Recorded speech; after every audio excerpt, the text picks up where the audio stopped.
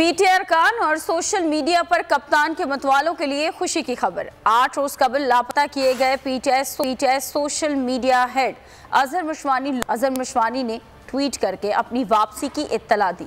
उनका कहना था कि अल्हम्दुलिल्लाह बखैर आफियत घर वापस पहुंच चुका हूं। अजहर मशवानी ने अपने लिए आवाज़ उठाने पर सबसे इजहार तशक्कुर किया। मुख्तलिफ शहरों में अजहर मशवानी की बाजियाबी के लिए एहतजाजी मुजाहरे भी किए गए। तो नजर आ रहा है सामने लिखा हुआ है जुल्म मिटने के लिए।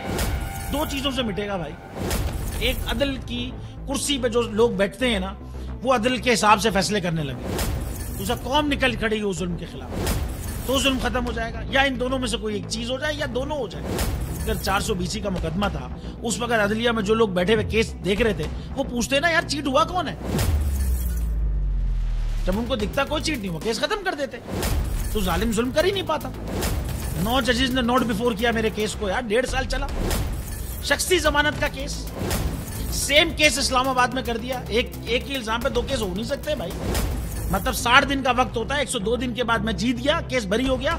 102 दिन के बाद अपील फाइल की, एक्सेप्ट कर ली। नहीं करते ना एक्सेप्ट, खत्म हो जाता ना जुल्म यार।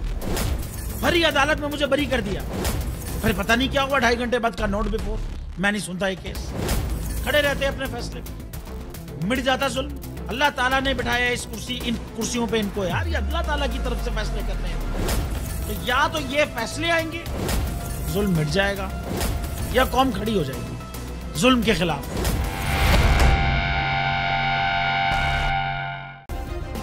सब्सक्राइब करें और बेल दबाएं ताकि कोई खबर रह न जाए।